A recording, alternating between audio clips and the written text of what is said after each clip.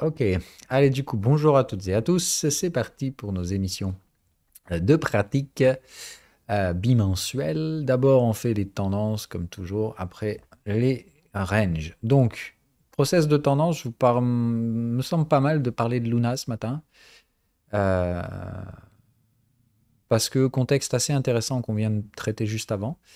Et il me semble que ici, il y a pas mal d'incertitudes dans des contextes de tendance, donc c'est pédagogique.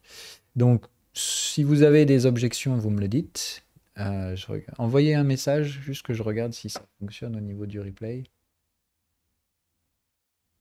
Ok, c'est bon. Du coup, on fait Luna, ça vous va? Ok.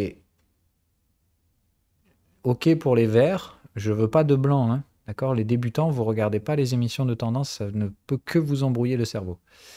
Donc, ok. Donc, on fait l'état des lieux comme on fait toujours. En tendance, on cherche le time frame le plus large sur lequel s'extrait cette tendance. Et bon, bah là, bon, en hebdo, il n'y a pas assez d'historique, donc daily. Ok, ici, qu'est-ce qu'on a? Rappel du prisme de lecture. Alors, si j'arrive à avoir mes petites flèches. Donc, rappel du prisme de lecture. Oula, oula, attendez. Qu'est-ce que j'ai foutu, moi? D'accord. Donc, rappel du prisme de lecture. Qu'est-ce qu'on regarde? La moyenne, les cycles et, il y en a encore un autre.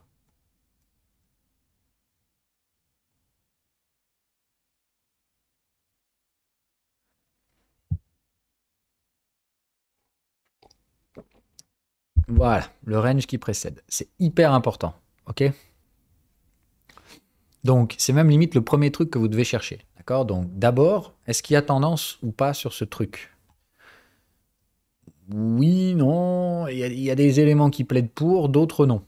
Donc, qu'est-ce qui plaide pour en regardant ces trois trucs? Donc, le range qui précède.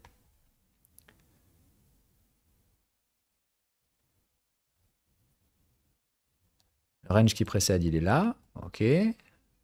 On peut considérer qu'il est mature dans le sens où on pourrait dire tag, troisième borne en retard et quatrième. Ok. Dans ce cas-là, il faut sortir de ce range et casser la troisième borne. Ok. Donc, d'un point de vue UT supérieur, on a dit c'est ok, parce qu'il n'y a, pas, il y a rien en hebdo, donc il n'y a pas de souci. On n'a pas assez d'historique, donc par défaut, on va travailler en daily. Le range mature qui précède, oui. Maintenant, la moyenne. Qu'est-ce que vous en pensez de la moyenne?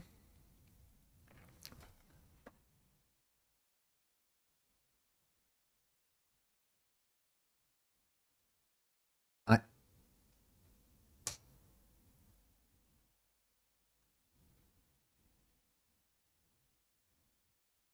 Alors, la moyenne à l'intérieur des contextes, c'est pas très grave. Ça peut arriver, ça peut être des anomalies. Mais déjà, ça doit commencer à vous dire, bon, ouais, ok, la moyenne, elle est ascendante, les contextes aussi, donc c'est plutôt haussier, mais normalement, les contextes devraient être sous la moyenne. Parce qu'on a fait le breakout, d'accord? Donc nous, dans l'hypothèse, le breakout, ce serait là. Donc, quand on a un breakout technique, des prix qui débordent les contextes, c'est ce qu'on doit voir. Donc, quels sont les éléments qu'il nous faut dans un... Alors, avec notre prisme de lecture, donc on regarde le comportement des prix par rapport au contexte, on regarde absolument la moyenne, pardon, on regarde, bon, le range qui précède, on regarde absolument la moyenne et les cycles. Donc, au niveau du breakout, qu'est-ce qu'on doit voir? Des cassures de cycle. Au niveau du breakout, on doit voir les prix qui s'extrapolent au-delà du contexte. Et on doit voir normalement le contexte qui passe au-dessus de la moyenne. Puisque normalement, comme on casse le contexte est supposé remonter de facto.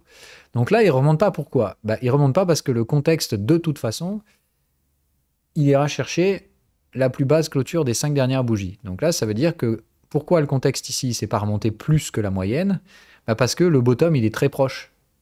Autrement dit, on est parti un peu vite, il n'y a pas de cassure de cycle, le cycle de tendance, il était à la hausse. Donc en fait, moi, tout ce que je vois ici, c'est beaucoup d'anomalies par rapport à la confirmation de ça comme étant un breakout de tendance. Est-ce que vous le voyez ou vous ne le voyez pas? Parce que si vous suivez les règles de la stratégie, vous ne pouvez pas arriver à une conclusion différente. Hein. Donc, vous captez la différence. Ça ne veut pas dire que Luna, ça va s'écrouler, ça ne va pas marcher, ça va pas... Voilà, ça veut juste dire qu'il y a des anomalies.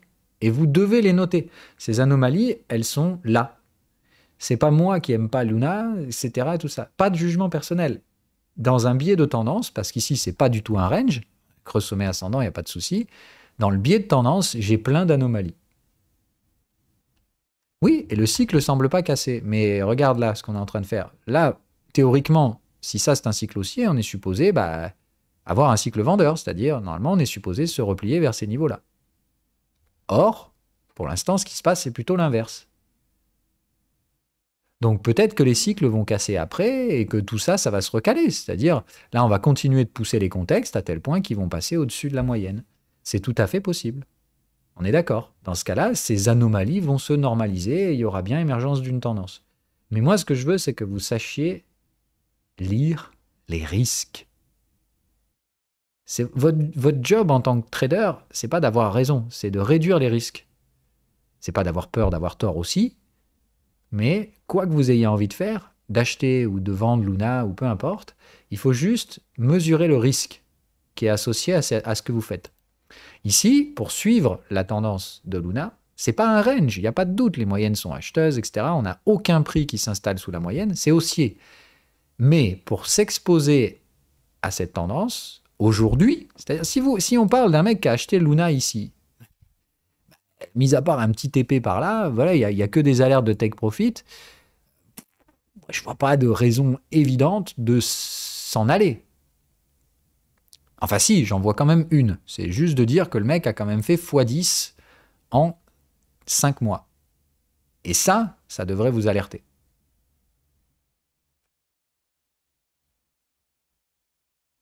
Est-ce que Terra Luna, ça a changé le monde 10 fois en 4 mois?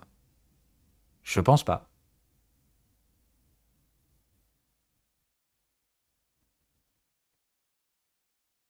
C'est là pour moi le problème qu'il y a sur les AVAX, sur les Luna. C'est pas des mauvais projets, c'est probablement des tendances, mais ça va beaucoup trop vite. Et je sais que les gars en crypto, ils y peuvent rien, il faut que ça bourre, il faut que ça va vous coûter cher si vous suivez ce genre de tendance sans voir les risques qui sont associés. Il y a plein d'anomalies ici qui font que si vous voulez suivre ces tendances, il va falloir faire des torsions aux règles. Il va falloir tordre pas mal de règles. Et notamment, ignorer toutes les anomalies qu'on voit ici. Ce que ça vous dit ici, c'est qu'il y a un risque non négligeable que les prix retournent à 20, 23 $. On est à 55. Ça veut dire que vous allez peut-être, si vous vous mettez à trader ce truc-là en suivi de la tendance, vous mangez 50% de baisse sur le prix. Ça ne veut pas dire que vous ne pouvez pas acheter ici. Ça veut dire qu'à mon avis, si vous réalisez des achats en suivi de la tendance sur Luna, il faut rester ouvert à supporter tout ça. C'est-à-dire, il faut du buy and hold, il ne faut pas des trading en marge.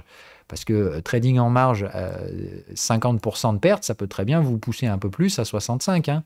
Donc, ça veut dire la marge n'est pas possible sur ces trades. Problème, suivi de tendance, ça se fait en marge. Sinon, vous n'allez rien gagner. On est d'accord. Suivi de tendance, c'est normalement 2% de perte à associer avec un stop loss. Bon, on va le faire après.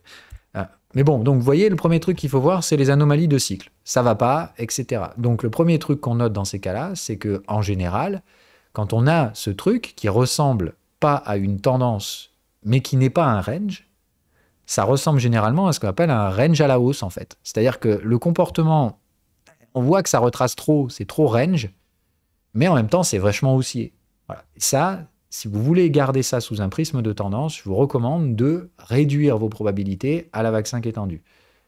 Parce que souvent, c'est ce qui se passe. C'est qu'on avance trop vite, on se mange un gros repli sur l'overlap, et pour autant, je vous le dis, tout comme sur AVAX, je le maintiens, je pense que ce sont des très bons projets à moyen terme, mais que là, tout le monde paye ça n'importe comment, à n'importe quel prix, et que ça risque de causer des effondrements sur les prix. Voilà mon sentiment. Donc, même chose sur Luna que sur AVAX. Bon, là, ce que je préfère sur Luna, c'est que ça ne s'empresse pas non plus. Hein. On n'est pas sur AVAX en mode to the moon. Okay, mais c'est pareil, ça reste de dire, ici, on a un deuxième breakout technique, mais qui n'est pas suivi parfaitement par d'autres métriques qui sont supposées réduire notre risque. Autrement dit, il y a plus de risques que sur un breakout propre. Ça ne veut pas dire qu'il ne marchera pas, ça veut juste dire que moi, si je dois exposer du capital entre Luna ou un autre actif qui aura un beau breakout propre précédé d'un range, etc., avec des belles cassures de cycle, je préférerais mettre 2 à 3 fois plus d'argent sur l'autre projet que sur celui-là. Et par contre, si ça se replie, là, je suis prêt à mettre pas mal de thunes. Et sans hésitation, hein. Voilà. Exactement. Ok, donc vous arrêtez de réfléchir en mode il va se passer ça, mais les solutions les plus probables sont j'ai une zone spéculative ici parce que c'est ce que ma stratégie me dit de faire, et je peux tout à fait faire l'assumption, comme on l'a dit, d'être dans une tendance hebdomadaire, tout comme je vous ai dit sur AVAX, je comprends ce truc-là, c'est juste que vous ne pouvez pas appliquer les stratégies de tendance en daily parce qu'il y a trop d'anomalies que vous ne pouvez pas ignorer. Ce qui veut dire que si ces anomalies vous voulez les ignorer, c'est que vous voulez, dans ce cas-là, shifter le scénario sur le time frame supérieur, c'est-à-dire que vous tradez en hebdomadaire. Dans ce cas-là, le suivi de tendance ne se fait pas sur l'UT daily, il se fait en hebdo et il faudra, dans ce cas-là, attendre les moyennes en 4 heures. Ok ? C'est aussi simple que ça, c'est de dire, s'il y a des anomalies de tendance en daily, c'est que soit il n'y a pas de tendance, soit c'est une tendance alternative, comme on a dit, vague 5 étendue, vague 1 étendue. Là, ça plaiderait plutôt pour une vague 5 étendue. Dans ce cas-là, on attend l'overlap. Ou alors, c'est que ces anomalies de tendance daily sont dues à des tendances sur les UT supérieures.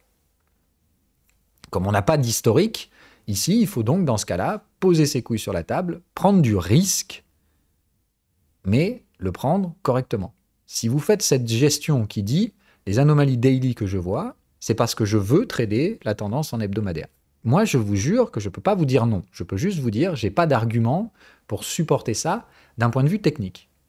Mais comme je vous l'ai dit, vous pouvez dire, AVAX, c'est un projet tellement génial que le fondamental va nous amener immédiatement sur une tendance hebdomadaire. Luna, c'est un projet fondamental, pareil, qui va nous amener directement sur une tendance hebdomadaire.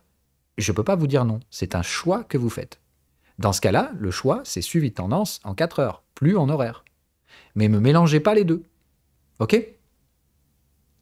Pour suivre une tendance en daily, il faut une structure de tendance en daily, et pour l'instant, on n'a pas ça. On a des anomalies assez nombreuses sur beaucoup de facteurs clés qui nous permettent de réduire les risques de se planter sur la structure de tendance.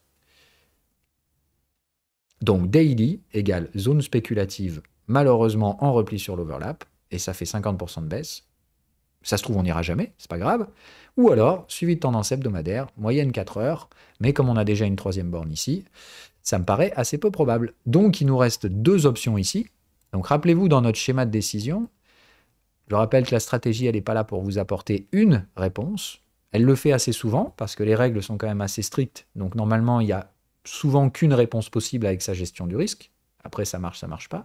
Mais il y a des cas de figure où, comme ici, vous avez plusieurs solutions équipotentielles. Ici, vous avez une option en daily. Alors, désolé pour l'écriture, hein, je fais comme je peux. Mais D va faire ça. Voilà. Donc, vous avez une option sur un time frame daily, qui est dans ce cas-là, la vague 5 étendue. Dans ce cas-là, vous avez la zone spéculative. Vous savez où elle est. C'est au niveau de l'overlap. OK. Donc, ici, je mets OL pour overlap, hein, mais je ne sais pas si vous aurez compris. L'autre assumption, qui est tout à fait valide par l'utilisation de la stratégie, c'est de partir sur un time frame hebdomadaire. Dans ce cas-là, il n'y a pas de range qui précède, il n'y a rien du tout, il n'y a pas de cassure de cycle et tout ça, mais on a des accélérations de prix bien visibles sur cette UT hebdomadaire. Et là, dans ce cas-là, cette option-là, c'est une option de tendance. Donc, vous devez avoir le report d'un ratio 1 pour 1, etc. pour valider le breakout, ce qu'on va aller faire tout de suite d'ailleurs. OK, dans ce cas-là, l'assumption, ce serait de dire qu'il faut reporter ça. OK, est-ce que ça a été fait? Oui, pas de souci, ça a été fait depuis là. Dans ce cas-là, la zone de breakout hebdomadaire est là, elle n'est pas précédée d'un range. Vous faites l'assumption qu'on tord toutes les règles. OK, et dans ce cas-là, on démarre immédiatement sur une tendance hebdomadaire, c'est-à-dire cassure de cycle, tutti quanti. C'est une possibilité. Maintenant, vous détruisez toutes les règles de réduction du risque de la stratégie. Autrement dit, vous avez une idée, vous voulez vous y exposer, OK, mais dans ce cas-là, le breakout s'est déjà produit, il va falloir attendre les suivis de tendance. OK, on est validé, confirmé, ce qui veut dire qu'à partir de là, dès qu'on a quoi que ce soit en 4 heures, donc à partir de 42-43 $, on peut appliquer le suivi de tendance. tendance. Donc ici, on est en suivi de tendance. Donc on va sur l'UT 4 heures, sur laquelle on peut retrouver 3 options. La moyenne, mobile, l'achat de la moyenne, la troisième borne cassée,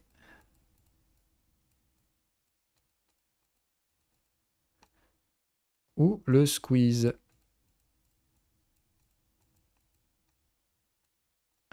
OK?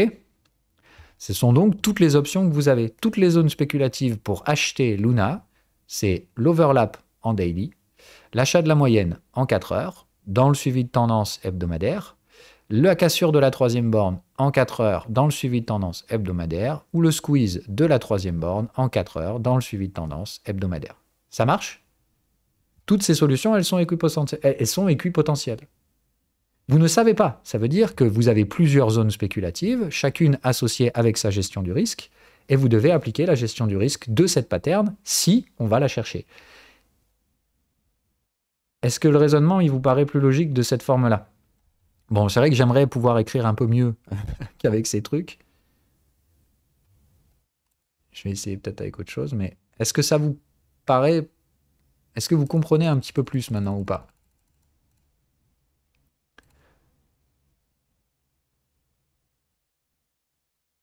Il n'y a pas que Explody qui peut répondre quand même. Mais le message, c'est toujours de comprendre qu'une analyse qui est complexe, c'est pas de tordre des règles. C'est juste de dire, s'il y a plusieurs options possibles, Thomas, t'es blanc, qu'est-ce que tu fous là? Je veux pas de blanc, hein. Attention, c'est à 13 h qu'on s'occupe des ranges. C'est pas méchant, hein, mais c'est juste que si vous écoutez ce genre de truc, tout ce que vous allez y gagner, c'est que vous allez mélanger l'ordre des choses que vous devez apprendre. D'abord, maîtriser le range et les biais du range, et après, je vous apprends tous ces trucs de tendance. Mais si vous ne suivez pas l'ordre de la formation, vous allez surtout vous embrouiller ou perdre du temps. En soi, la méthode la plus rapide, c'est pas celle d'apprendre les trucs compliqués d'abord. C'est plutôt l'inverse. Un peu de patience, rassure-toi, tu y arriveras quand même. Mais voilà. Ok, donc, est-ce que pour tout ça maintenant, c'est à peu près clair dans vos têtes? C'est comme ça qu'il faut raisonner. Vous regardez tous les schémas qui sont potentiels, puisque là, vous avez tous un biais haussier sur Luna, hein, et on ne va pas se mentir, je trouve ça assez logique. Enfin, là, avoir un biais baissier, ce serait quand même un problème. Donc, dans une vision haussière, sans tordre les règles, il n'y a que ça que vous pouvez faire. Parce que vous donc tradez de la tendance, donc vous devez chercher le time frame le plus large de cette tendance, c'est le daily. Le daily, il y a des anomalies, donc vague 5 étendue, où vous faites abstraction de ces anomalies en les considérant comme une tendance sans fondement de l'UT supérieure. Moi, je n'ai rien contre ça. Toutes ces options me vont, mais il faut les mettre dans un bon ordre. Est-ce que cet exercice-là, vous seriez capable de le refaire tout seul à partir de maintenant, ou est-ce qu'il y a un moment où, de toute façon, c'était pas possible, vous n'y auriez pas réussi?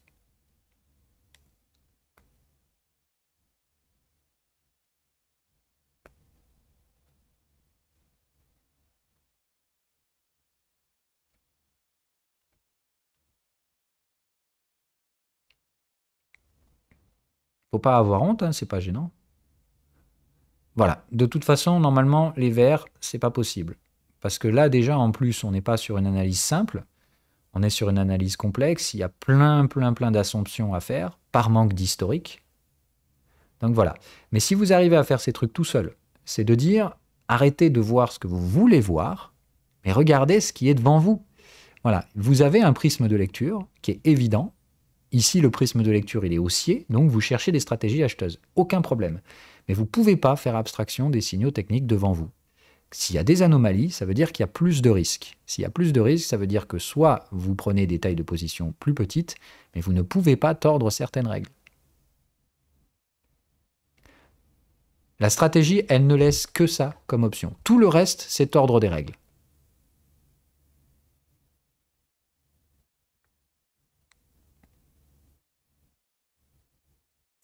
Et cette partie-là, hein, la partie hebdomadaire, elle est normalement réservée aux expérimentés. Ça veut dire tendance multi-time frame, c'est des trucs que normalement je vous apprendrai qu'à niveau orange.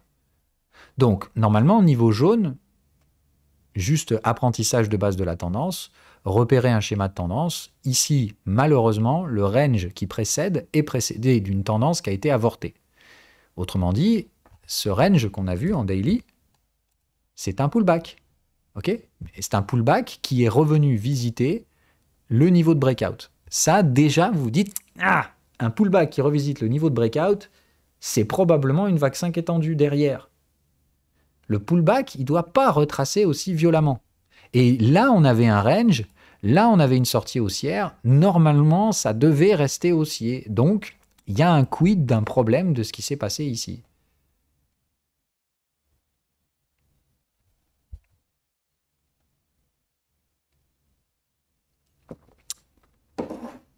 Ok, d'autres exemples? On en a passé une demi-heure sur celui-là. Donc, si ça, c'est clair pour tout le monde, bravo si vous êtes capable de le faire tout seul.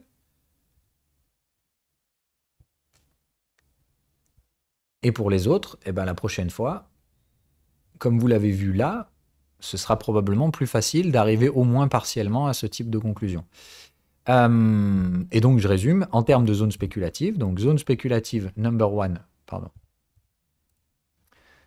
Zone spéculative numéro 1 ici, ok. Ensuite, on est en 4 heures, dans le suivi hebdomadaire. Hop, on a une troisième borne ici, hein.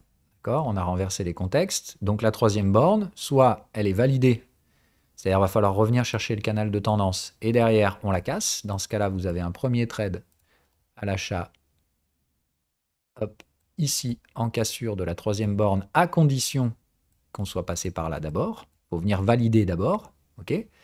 Sinon, c'est installation d'un nouveau sommet, ok. Dans ce cas-là, on est plutôt sur cette option-là, la squeezer. Dans ce cas-là, on prendra 50% de retracement de tout ça, et on achètera à ce niveau-là. Ok, mais dans ce cas-là, il faut passer par l'installation d'un ATH plus ou moins haut, on s'en fout. Hein. Le but, c'est juste de dire, ici, on aura traversé la zone de troisième borne, et dans ce cas-là, on attendra sagement un repli sur la zone, 50% de retracement, et on reprendra le suivi de la tendance pour ceux qui veulent faire la tendance hebdomadaire. Ça marche pour tout le monde?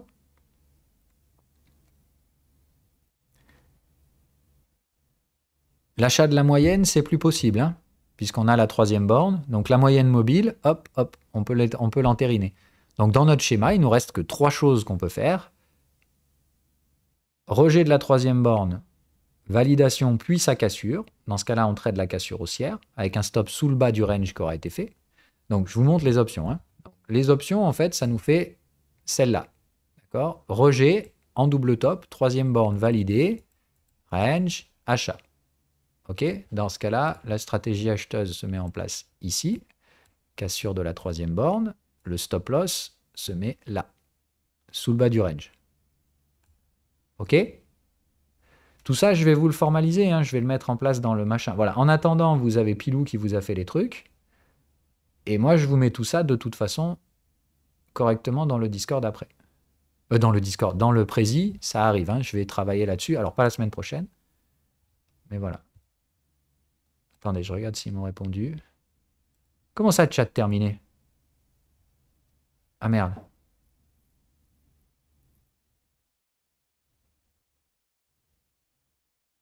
Ah merde. Est-ce que le site remarche là ou pas? Il me dit qu'il n'y a pas de souci sur mon machin.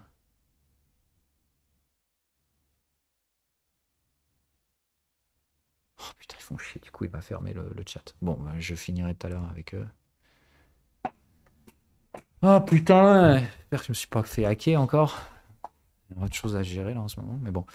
Ok, donc option numéro 1. Non, alors, pardon, option numéro 1, celle-là. Option numéro 2, celle-là. Option numéro 3. Le squeeze.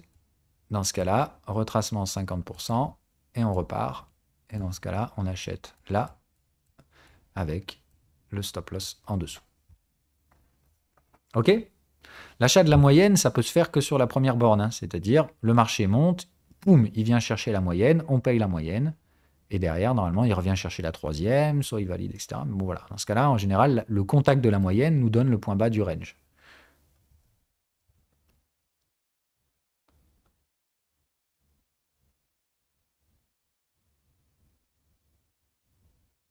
OK. Et dans ce cas-là, quand on paye la moyenne, on met le stop loss sous le contexte du T supérieur en protection. Donc là, vous voyez que ça aurait fait cher le fucking stop loss quand même, hein. Achat de la moyenne à 32,3, payer le stop loss à 5 $. Bon voilà, donc vous voyez encore une fois que pour moi, sur les suivis de tendance, sur tout un tas de trucs, tous les ordres de grandeur que je connais par cœur de ma stratégie ne sont pas là. Les structures préliminaires ne sont pas là aussi. Donc non, voilà. Les niveaux de valorisation non plus. Tout ce que je vois par contre, c'est des gens qui regardent des graphiques pas comme moi, c'est-à-dire ils regardent la tendance, et eux, ce qu'ils voient, c'est une tendance qui accélère. Mais pour qu'une tendance accélère avec une structure tangible, c'est-à-dire des professionnels qui achètent aussi, voilà. Soit il faut qu'ils aient une très bonne raison, donc comme je vous dis, des super fondamentaux, etc. Soit tout simplement, les professionnels, ils font comme moi. Ils voient bien qu'il y a des anomalies dans la structure, ils vont attendre. Attendre que vous poussiez les prix un peu trop loin dans la bêtise, que votre propre bêtise se retourne contre vous, et à ce moment-là, on achètera vos bêtises. C'est plus comme ça que ça fonctionne chez les professionnels. Un professionnel, il ne se jette pas sur un projet en particulier, parce que la plupart du temps, l'argent, il a une infinité d'options pour s'investir. Donc, il faut que vous compreniez que la gestion du risque, ça ne fonctionne pas parce que c'est une méthodologie miracle, ça fonctionne parce que c'est comme ça que le marché est constitué. Voilà, les flux monétaires, ils vont là où se situe le meilleur rendement pour le plus faible risque. Donc, il n'y a pas que Luna qui peut proposer un grand rendement aujourd'hui dans les cryptos. Il y a plein d'actifs qui ont cette capacité. Mais l'argent, il ira toujours là où le risque est le plus faible. Pas là où la hype et la com sont les plus forts. Il faut que vous compreniez qu'un professionnel, il ne regarde pas le marché sous cette forme-là. La plupart des gens font ça. Ils regardent le prix, c'est-à-dire ils regardent l'interaction entre offre et demande. Un professionnel, il regarde comment tout ça s'orchestre dans le temps. Bref, il contextualise les mouvements de l'offre et de la demande. Il ne regarde pas juste le prix.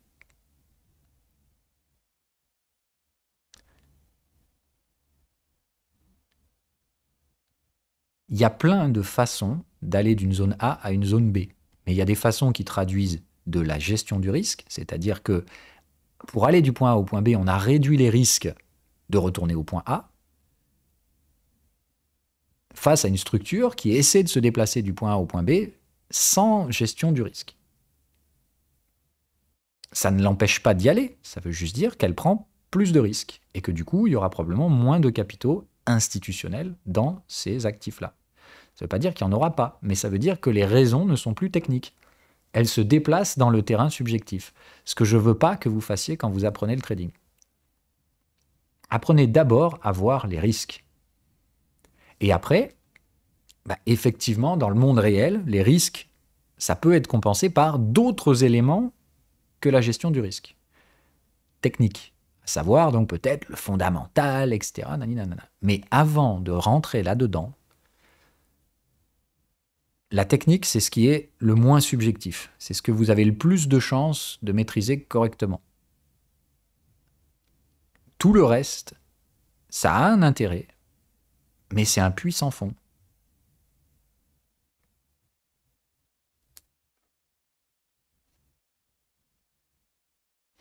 Oui, très intéressant ça.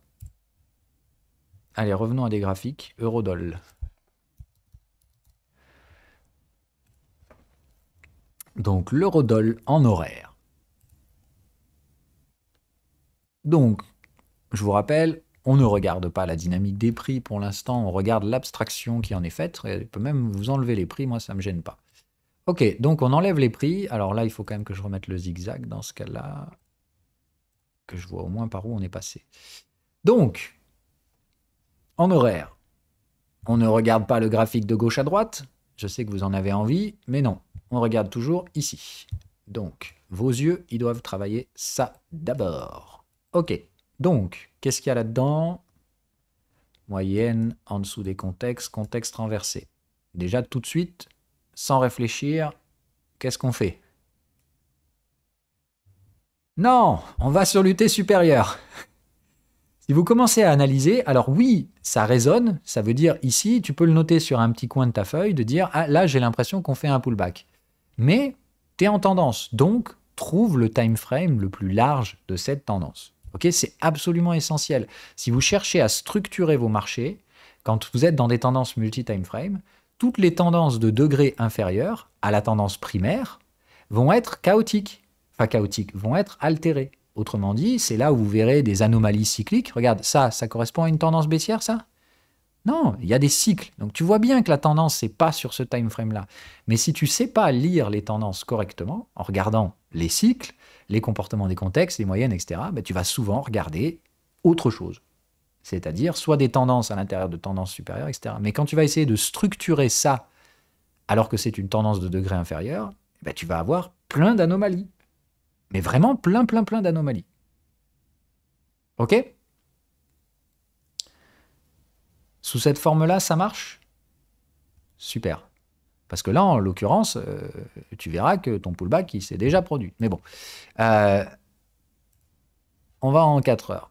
On regarde si là, on a un schéma de tendance. Mais tu vois, tu me dis, je ne comprends pas l'euro-dollar en horaire, bah parce que tu n'es pas sur le bon time frame.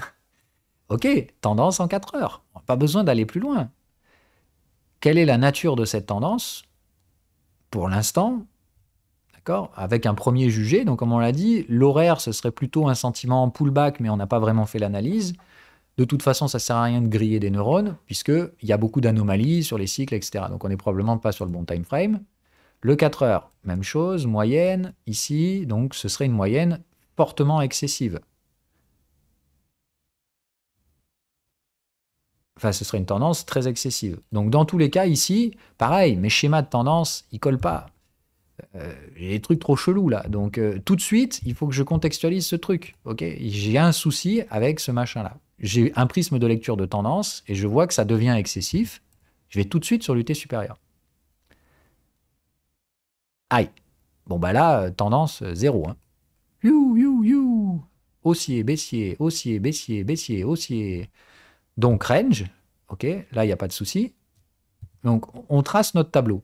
Ok, ce qu'on a dit, c'est nous dans notre tableau, on a donc fait horaire égale, je ne sais pas, mais c'est une tendance. Ok, 4 heures, je ne sais pas, mais c'est un excès. Ok, daily, ah merde, c'est un range. Ok, donc mon range daily, qu'est-ce que je dois faire quand j'ai un prisme de lecture dans un range? Je ne dois surtout pas trader le range du T inférieur si le range du T supérieur, si on est aussi en range sur le T supérieur. Hebdo, range. Oh merde. Bon, bah c'est que ma carte, elle commence à devenir compliquée là. Ok? Donc, quels sont les time frames que j'ai le droit d'exploiter dans la stratégie?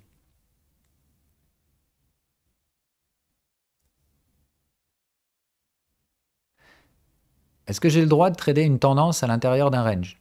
En plus, c'est un excès. Donc, ça, d'accord, c'est pas possible. Donc ça, c'est non. Ce time frame là, il n'est pas bon. Ok? Le range à l'intérieur d'un range? Non.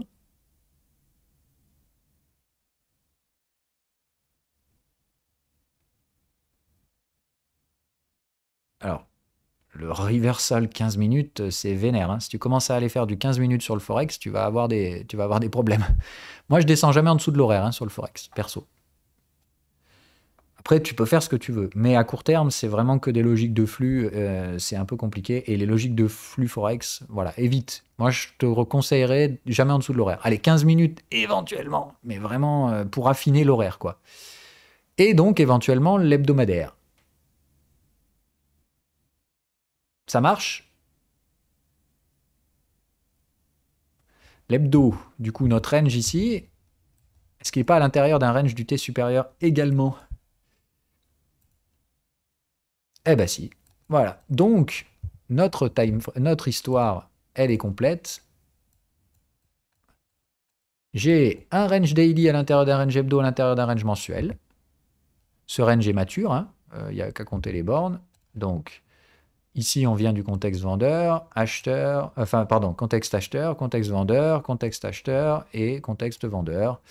Égal, j'ai plus de 4 bornes, égal, je mets mes Fibonacci, et voilà mon analyse sur l'euro-dollar.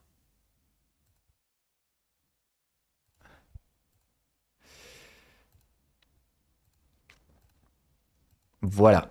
Je suis navré, j'ai pas grand chose de plus à vous proposer que ça, parce que tout le reste, c'est pas de l'analyse.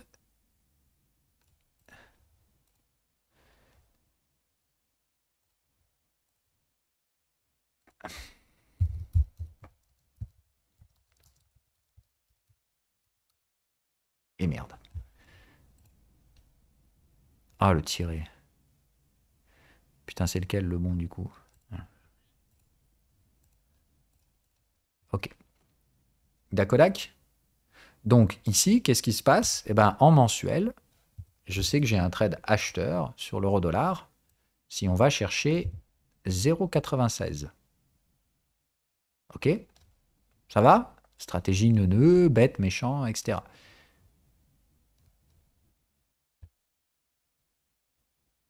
C'est tout ce qu'il y a à savoir. Et vous avez vos tendances que vous pouvez trader autrement. Hein, d'accord? Et tant qu'on reste là, hein, ça veut juste dire qu'en mensuel, puis alors là, mensuel, ça veut dire acheter pour du 10 ans, là. Enfin, vous captiez que si vous rentrez dans ce genre de trade aujourd'hui, c'est-à-dire des bornes neuneux en mensuel, il faut garder vos trades 10 ans derrière. Ça mettra 10 ans à atteindre les objectifs. C'est vénère. On est d'accord. C'est bien vénère même d'ailleurs. Je vous remets le truc tout à l'heure là, qu'on disait. Ah merde, j'ai tout effacé. Bon, donc on a dit mensuel, range. Hebdo, range. Daily, range. 4 heures, excès, horaire, tendance. Donc on a dit, le 4 heures, c'est pas possible. Le daily, c'est un range, mais il est à l'intérieur du range hebdomadaire. Mais le range hebdomadaire est à l'intérieur du range mensuel. Est-ce que le daily, on peut le trader ou pas du coup?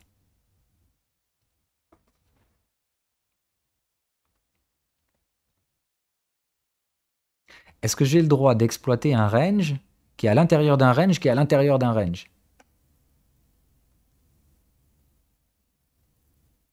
Ah, ça c'est une règle que je ne vous ai pas donnée. Donc je vous demande votre appréciation perso.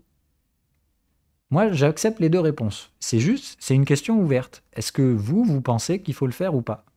Moi, j'ai pas de règle qui vous l'interdit. Je vous interdis de trader à l'intérieur du range du T supérieur, mais en soi, c'est comme pour les tendances. Ça, je pourrais limite vous le mettre à l'intérieur de la formation expérimentée. De dire, les ranges multi-time frame, c'est-à-dire un range dans un range dans un range, bah à partir du moment où il y a 3 time frames, il commence à y avoir des interactions. Non, c'est plus de dire qu'il commence à y avoir des interactions complexes. Tout comme les tendances qui s'extrapolent sur 3 time frames. Quand vous avez 3 time frames, il y a des résonances qui vont se former. Bon, là, je pourrais passer des heures à vous expliquer ça, mais bon, moi, j'ai une vision de Zikos, c'est plus de dire qu'il y a des harmoniques en soi. Et c'est de dire, effectivement, il va y avoir des choses qui vont inférer ou interférer avec ces ranges de degrés inférieurs. C'est-à-dire que effectivement, c'est d'autant plus intéressant de les trader si vous êtes dans la zone spéculative du mensuel. Ça veut dire que là, aujourd'hui, ce que vous devez retenir, c'est que si jamais l'eurodoll il passe sous la parité, et en l'occurrence plutôt vers du 0,98, c'est l'occasion du siècle de l'acheter. C'est ça que ça veut dire. Ok, là, ça veut dire, mais même pas je réfléchis, l'eurodoll à 0,98, j'en charge pour 10 ans. Ça veut dire je vends à découvert le dollar américain pour acheter quoi que ce soit dans mon pays en euros. Ok? C'est aussi con que ça, hein? Ce sera des arbitrages en faveur de l'Europe assez massifs si jamais effectivement on avait un eurodoll qui passait sous la parité. Ça veut aussi dire que ça peut mettre des années avant de se produire et ça ne veut pas dire que ça va se produire.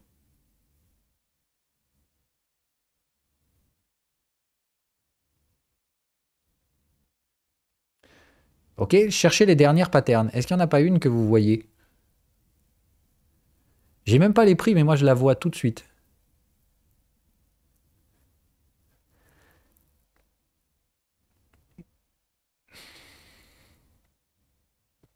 Nope.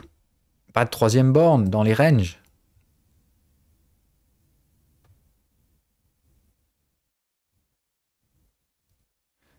Le contexte, c'est neuneu. Il n'y a que deux options dans le neuneu. Il y a la borne neuneu, qui serait là.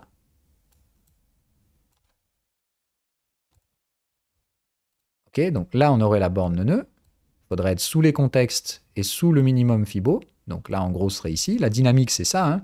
On dit, ce sont des lignes de tendance, hein, les canaux. Donc, vous pouvez prédire. Si on glisse sous cette truc-là, c'est achat fort de l'euro-dollar. Ok. Mais là-haut, là, ok, j'imprime des prix au-dessus de la zone rouge. Je viens chercher la dumb zone et je reviens dans la zone rouge. Proche des contextes. C'est pas la... C'est pas le repli neuneux, ça, par hasard? Alors, on fait du range, là. Hein. Bon, normalement, on est supposé faire de la tendance, mais ça, c'est typiquement ce qu'on pourrait faire comme émission avec les traders de range tout à l'heure. On va pouvoir le refaire avec les blancs, ça. Bon, bref, du coup, on va vite. Ok, normalement, le range, vous connaissez. Donc ici, troisième borne neuneux... pardon, troisième borne. Repli neuneux égale, c'est quoi l'objectif du repli neuneux?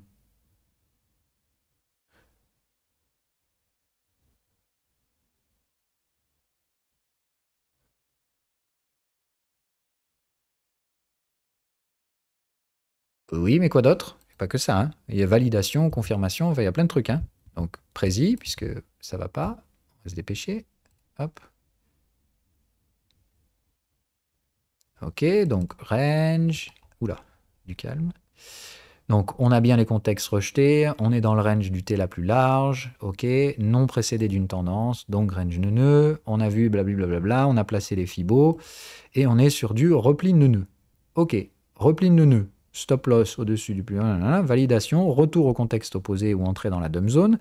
On déplace le stop loss. Ok, et l'objectif, le premier objectif est de viser le bas de la dumb zone pour un TP partiel. Et dans tous les cas, il ne faudra jamais viser au-delà de la zone Fibo opposée. Ok? Donc, ça donne quoi ça transposé en termes de prix? Ça nous donne que quand on est là, on doit viser contexte opposé ou bas de la dumb zone. Donc il y a validation ici, TP 50%. OK? Et on ne visera jamais plus loin que ça. À votre avis, est-ce que l'euro-dollar, il a des chances aujourd'hui d'aller chercher la zone bleue? C'est possible, hein, mais ça me paraît quand même assez peu probable. Parce que pour moi, on est passé tellement près de l'objectif ici que, voilà, je ne pense pas qu'on ira plus loin. Ça, c'était la crise de l'euro. Hein.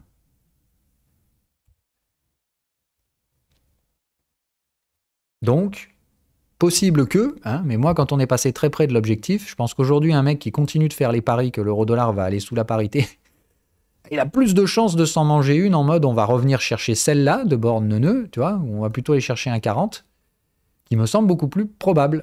Voilà. Maintenant, pour l'instant, j'ai tort, parce que les prix aujourd'hui sont là, alors que moi, je pense que les prix vont là. Il y en a un de nous deux qui aura tort. Les prix aujourd'hui, ils sont plus près de ça que de ça. Pour l'instant, c'est moi qui ai tort. On verra si ça continue comme ça. Mais si j'ai raison, bah, ça va se relever vite et on ira chercher un 40. Donc, elle est où la zone d'indécision? Ça, c'est ce que vous devez savoir en tant que jaune ou orange. Si les prix, ils doivent aller soit là, soit là, est-ce qu'on va pas passer pas mal de temps entre 1,12 et 1,20 pour gérer le risque que l'un et l'autre soient viables? Parce que techniquement, l'un et l'autre sont viables. Donc normalement, on est supposé passer un bon paquet de temps à osciller autour des 1,20. Voilà. Stop. À ce niveau-là, vous savez tout. D'accord? Il n'y a pas besoin d'en savoir plus que ça. Moi, je fais le choix de cette zone. Il y a probablement des gens qui font le choix de cette zone. Pourquoi pas? Théoriquement, on a tous les deux raison. Donc, on doit se bastonner proche de 50%. C'est tout.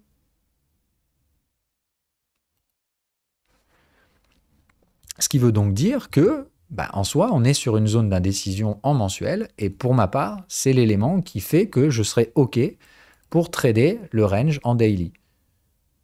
Avec une stratégie neuneu, hein, parce que comme il n'y a pas de tendance, d'accord, on est obligé d'appliquer le neuneu ici. Donc mon daily, le range, il est comme ça. Tac. Alors, là, il y a une... ouais, bon, là, on va faire vraiment du classique. Hein, comme il n'y a pas de tendance, il n'y a pas de troisième borne. Ok, mature, bon voilà, donc il n'y a pas besoin d'aller plus loin que ça, d'accord? C'est bien mature, c'est bien tout pourri, égal, même chose, on met ses fibos, mais pas sur les mêmes zones de prix. Tiens, si j'y arrive à le caler.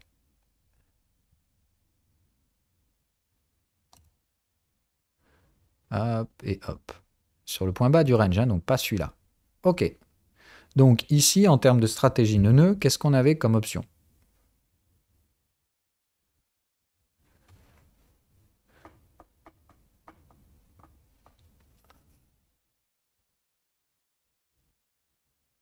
Lisez de gauche à droite. Hein. Ce qui est important, c'est toujours de voir quels sont les derniers trades, quelle est la dernière fois que vous voyez une pattern nœud ici. Bon, désolé, au final, on fait vraiment du range, mais limite, on va se la refaire celle-là tout à l'heure. Avec les autres. Le repli à quel moment? Ici, là?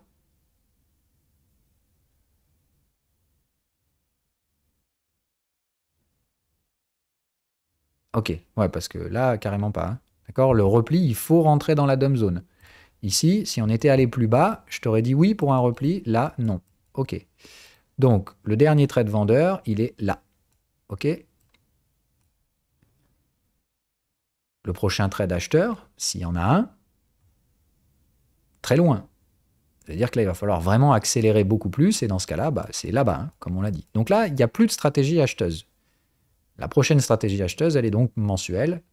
Et ça nécessite que l'euro-dollar continue d'accélérer sa dégringolade. OK?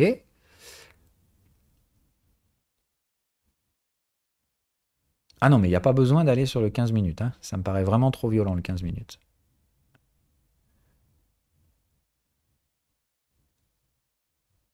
Le problème, c'est que si tu veux trader dans un contexte de tendance, ta tendance, elle était en horaire. Mais ta tendance, elle est à l'intérieur d'un excès 4 heures. C'est là où tu dois voir que c'est extrêmement risqué d'appliquer tes schémas de tendance dans un contexte d'excès sur l'UT supérieur. Parce que cet excès, comme on l'a dit, en plus de ça, si tu l'extrapoles, tu comprends à quoi il sert. Tu vois ce que je veux dire? Là, j'essaie de te retracer toute l'histoire de ce marché pour que tu vois que par élimination, en fait, on va voir qu'à la fin, il ne reste pas grand-chose comme option viable, stratégiquement parlant, mais que tes options de tendance du début, elles n'ont aucun intérêt dans ce marché. Tu vas voir que toutes les zones spéculatives qui restent sur l'euro-dollar, on va les avoir non pas en utilisant le prisme de lecture de la tendance, mais le prisme des ranges. En fait, toutes les UT de tendance, elles se font éliminer. Il ne reste que des stratégies de range et les zones spéculatives, elles sont dues à ces ranges multi-time frame.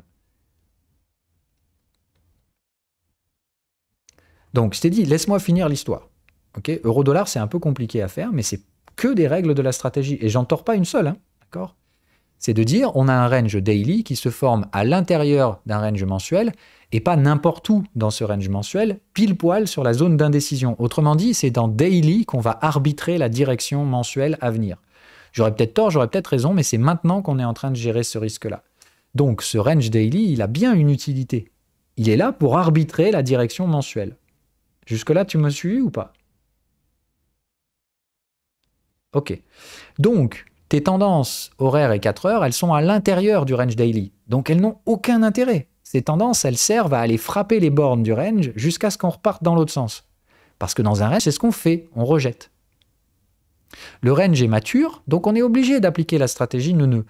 On voit qu'il y a la seule vente qu'il y a ici est une vente de borne nœud-nœud. Quel est son objectif ?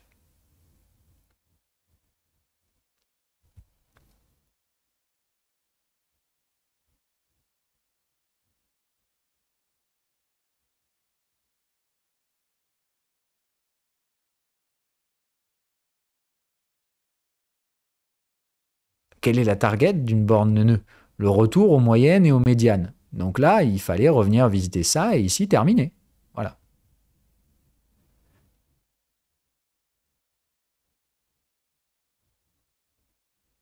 Ok, c'est ni plus ni moins que ça. Normalement, la borne nœud, regarde, je te remets le prési.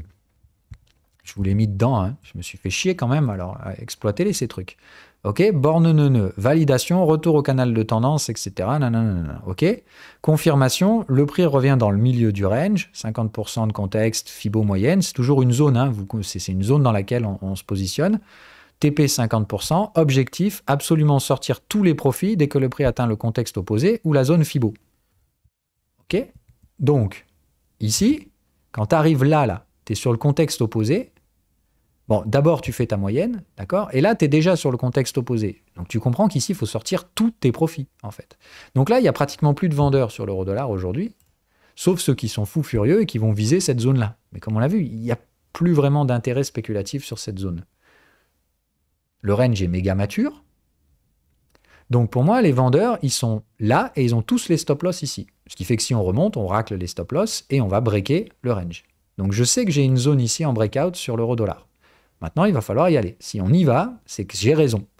Si l'euro-dollar, là, il se relève, il n'y a pas la moindre résistance à 1,20, 1,22.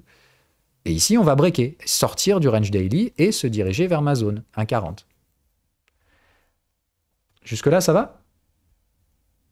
Maintenant, il y a tout simplement que ici, il n'y a pas d'opportunité acheteuse. Donc, en soi, l'euro-dollar, la main, elle est dans le camp des vendeurs.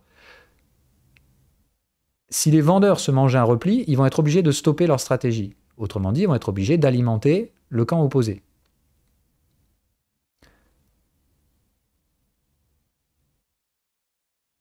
Mais tant qu'ils ont la force, bah là, le seul truc qu'on voit, c'est qu'ils sont en train de démonter les contextes. Bref, ils sont en train de chercher des excès 4 heures pour essayer de forcer le passage par le bas du range. S'ils se plantent, ils vont causer leur propre échec. Et on va reporter le ratio 1 pour 1 du breakout ici. Ça veut dire premier objectif sur l'euro-dollar, 1,36. Plus ils baissent, plus on poussera s'ils ont tort. Maintenant, j'ai peut-être tort. À quel endroit j'invalide ?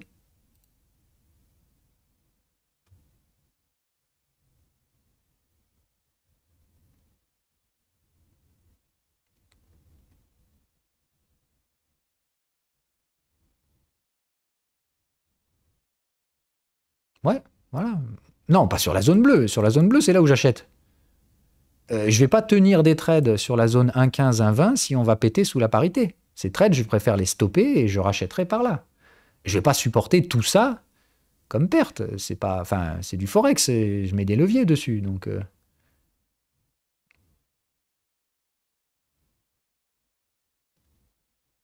mais non, mais moi là, j'ai tous les signaux d'un marché en excès.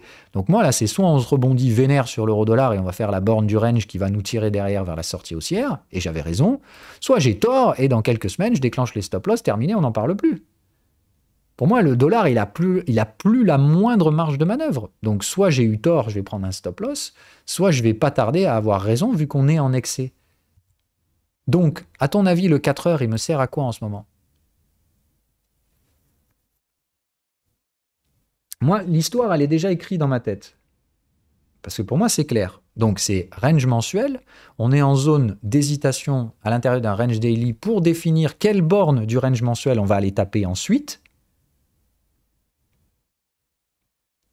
Donc, ce range daily, il a clairement un intérêt. Ce range daily est mature. La dernière stratégie vendeuse a déjà atteint ses objectifs. Et au lieu de se retourner, ce marché est en train de partir en excès 4 heures. Qu'est-ce que j'applique comme stratégie?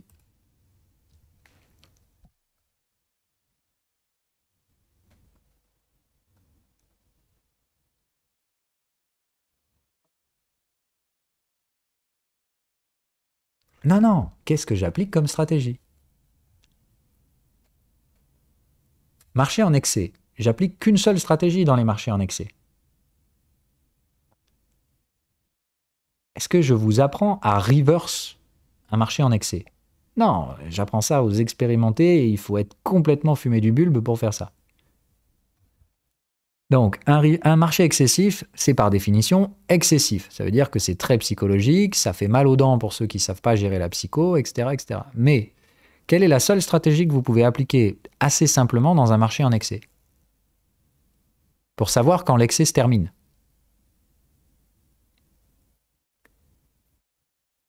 Non, non, il n'y aura jamais de troisième borne dans un marché excessif. Enfin, si, mais c'est pas... Voilà.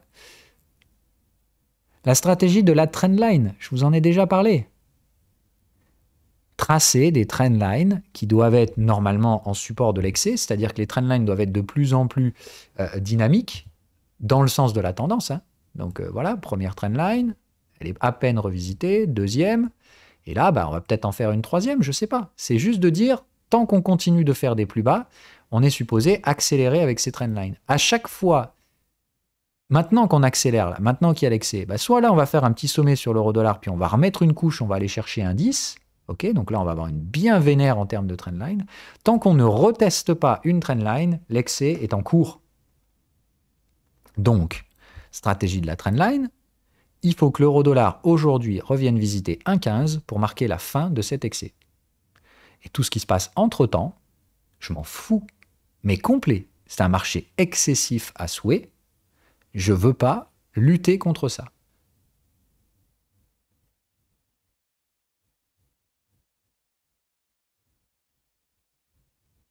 Ah non, non, non, le fait de retoucher la trendline me dit que c'est fini.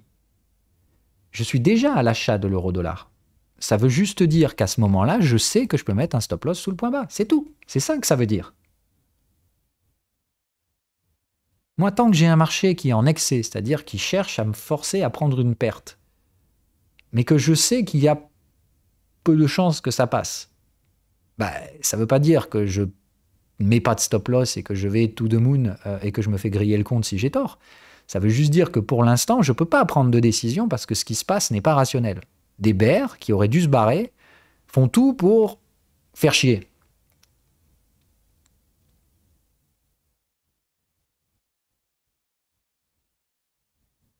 Est-ce que maintenant, du coup, l'histoire, vous l'avez en entier ou pas? Pour ça, il faut savoir lire tous les time frames, il faut avoir une connaissance et une maîtrise du range et de la tendance. Mais vous comprenez qu'au final, si vous apprenez la tendance sans maîtriser le range, vous voyez que là, pour le coup, ta lecture, si tu n'appliques que les contextes de tendance sans connaître les ranges, t'es mort. Tu n'arriveras jamais à faire cette analyse. Mais moi, perso, en utilisant juste les règles de... Par rapport au contexte que j'ai là, je dois regarder ce qui se passe autour pour pouvoir trader ce contexte. D'accord? Je ne peux pas trader un range à l'intérieur d'un range d'UT supérieur. Maintenant, est-ce que je peux trader un range à l'intérieur d'un range 2 UT au-dessus? Bah, oui, si je suis sur une zone spéculative. Et là, on l'a vu, on y est sur cette zone spéculative, mais on n'est pas sur la borne du range mensuel. On est au milieu. Donc ici, voir du bruit et des conneries comme ça, c'est tout à fait normal. Et là, au final, l'excès 4 heures qu'on a vu au début de l'analyse, est-ce qu'on ne peut pas lui donner du sens? Ben oui, c'est un marché qui cherche la limite. Est-ce que du coup, il va réussir à déclencher les stop-loss des acheteurs et est-ce que dans ce cas-là, on va se diriger vers la parité et dessous? C'est une des options qui est totalement défendable par mes opposants. Moi, j'ai choisi le camp opposé. Ils sont en train de s'épuiser. Je vais les matraquer dans l'autre sens dès qu'ils seront allés trop loin. Mais ça peut aller encore plus loin. C'est ça qu'il faut comprendre. Dans ce jeu-là, si tu renforces tes positions comme un gros débile et que tu achètes de l'euro-dollar tous les matins, c'est toi le con dans l'histoire. Moi, là, je suis patient. Tant que l'excès n'est pas terminé, comme j'ai déjà des positions en cours, sur des prix plus élevés, je ne peux pas renforcer les positions. Donc, quelle est la posture que j'adopte sur l'euro-dollar? Je suis patient, je ne renforce pas, et j'attends de voir jusqu'où ça peut tirer. J'ai une perte maximale que je ne pourrais pas tolérer au-delà, et je peux vous le dire aujourd'hui, effectivement, si on va taper vers du indice, je vais laisser tomber. On sera trop proche des objectifs de mes attaquants. Dans ce cas-là, je vais les laisser gagner la partie, et moi, je rattaquerai, dans ce cas-là, comme j'ai dit, sous la parité. Moi, à partir du moment où ça tape 1,10, 1,09, etc., c'est fini pour moi. Je prendrai des pertes, et puis c'est pas grave. Il faudra accepter d'avoir eu tort. Voilà. J'ai beaucoup d'exposition au dollar, hein, parce que j'ai l'USD-Yen, j'ai l'euro-dollar. Donc oui, oui, là, je me prendrai une belle carotte sur le portefeuille. Mais c'est pas grave, ça arrive. Mais non, pas 200. Non, sur du Forex, je dois être en levier 1,5, 2 maxi.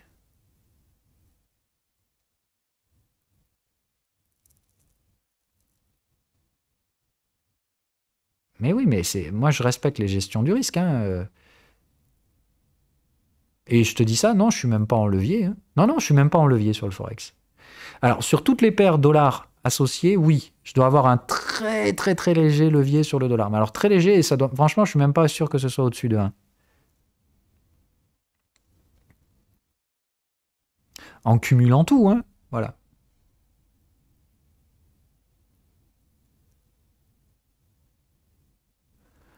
Ah ouais, non, non, mais x2, moi, c'est quand je suis en tendance, où je vais faire 2, 3, etc. pour maximiser les rendements, mais parce que j'empile des positions après. C'est plus de dire, moi, une position, quand elle est sécurisée, d'accord? C'est-à-dire quand j'ai déplacé son stop-loss à break-even, donc par exemple les suivis de tendance, etc., je peux réinvestir du risque, ok, mais ça augmente le levier, hein. J'espère que vous l'avez toujours compris, ça. Je vous l'ai fait l'émission sur la parabolisation de la tendance et pourquoi c'est hyper dangereux de le faire indéfiniment. Parce qu'en fait, sans t'en rendre compte, tu augmentes le levier de ton capital. Même si les stops sont à break-even, ça ne veut pas dire qu'un jour, il ne va pas t'arriver une sale merde avec un slippage ou un truc comme ça. Enfin, je veux dire, moi, les mecs qui empilaient des positions sur l'USD CHF, enfin sur l'euro CHF en 2015, ils sont tous morts. Parce que si tu avais un levier 2, t'étais foutu. C'était fini, il n'y avait plus de compte. Et ça a tué pas mal de monde, hein. Ça a tué pas mal de monde. Donc, fais attention avec l'empilement des positions. D'accord? La pyramidalisation des tendances, si c'est pas fait correctement, c'est un truc qui vous tuera un jour, tôt ou tard. Ah, ça peut vous rendre très riche d'abord, mais ça finira par vous tuer quand même. Ok, on arrête là. Il est 13h08, on va passer au range. Donc, au revoir les expérimentés. Enfin, vous pouvez rester, de toute façon, on a fait pas mal de range au final. Et on va peut-être se taper un autre Forex, tiens, avec les autres. Donc, je coupe le replay pour ça. Une seconde.